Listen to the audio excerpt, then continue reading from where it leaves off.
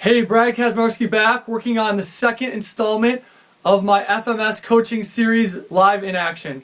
So this time we're going to go through shoulder mobility. If you want to look at the exact cueing and position of the shoulder mobility, I'm not going to take you through that. You should know that already. Or if you don't know it, look at movementbook.com. That's Gray Cook's website book for his book, the website for his book, and you can just go through that, break that down, and download that actually. So going through that, now I'm going to take you through all of these past movements I've done. I'm just going to compile a couple of them, put them on the green screen, and then just take you through what I'm seeing in them. Not necessarily the scoring criteria, but more so compensations. So in general, you can just watch these over and over again to get an idea of this movement. So when you go to screen someone, you can know what some of these movements are going to look like. But you can also, what I'm going to take you through is some of the common compensations I see.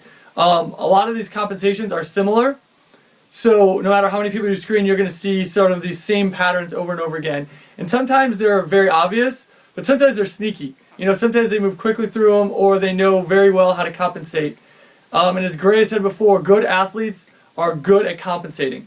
So we want to be able to catch that in the screen, not to be picky, but to be able to say, let's fix this, we need to address this. So let's go right into this, and I'm going to take you through first what I consider a 3 to me is, and then we're going to go through some basic compensations I see. So enjoy. So in the basic setup, you follow the FMS criteria.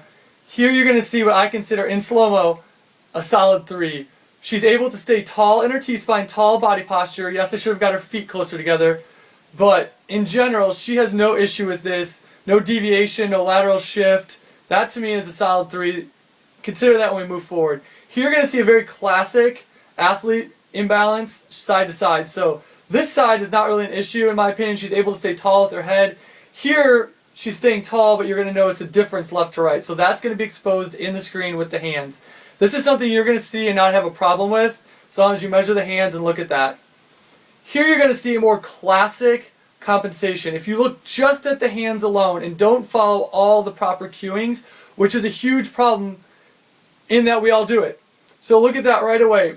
He looks like his hands are as far as they need to be. If you do this at full speed, you might not catch this. Look at the head ducking forward. He's actually planting the down arm and pivoting himself up. And this done at full speed looks like a 3. Here you're going to see a more standard. You're going to see this and probably know something's up. Off to the side, and then you're going to notice a difference left to right. So you're probably going to catch this in the screen. You can notice the bottom arm is a little different than the top arm, and there's a left to right imbalance. So in the screen, you're probably going to catch this.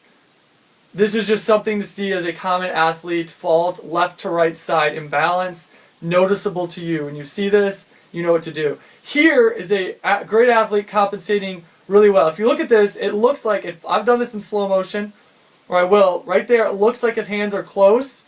Definitely a difference left to right, but here in slow-mo, look, his bottom side, he plants and pivots. So the top arm has some compensation and the bottom arm has some compensation on the side. I'm going to show it to you one more time. Look at the bottom arm or the top arm.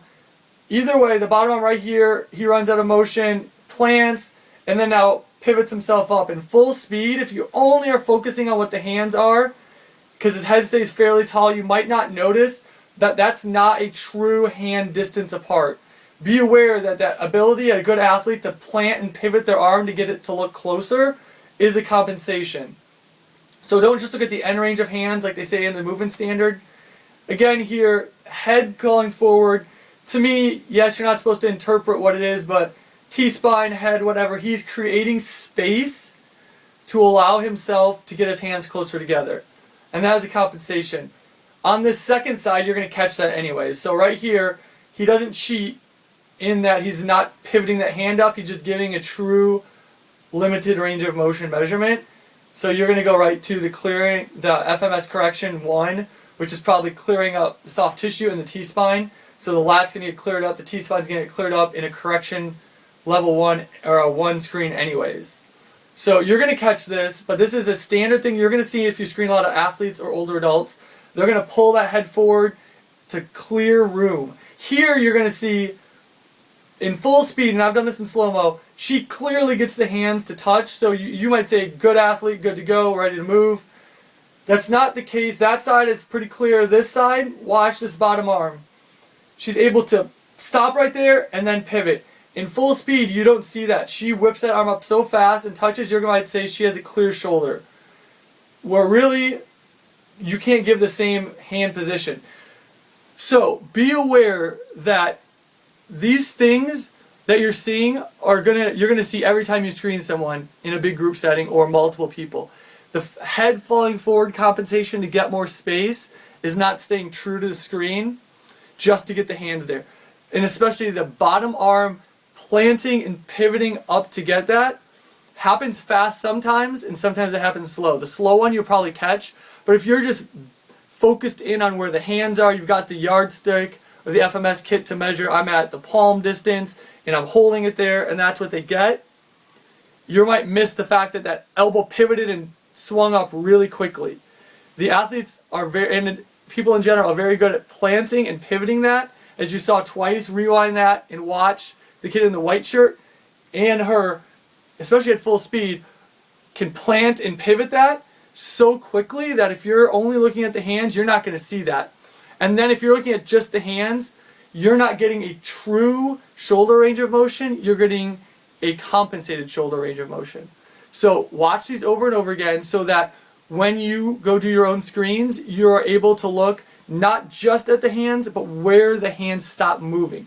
The initial spot where the hand stops is the true range of that shoulder. As you look at that first screen, that is a true range, whereas some of these other ones where the hands still looked close are actually compensated ranges to get there. So if you know that and you can look at that, you're going to give a way more detailed and accurate screen, and then you can give better correctives and get them moving forward better.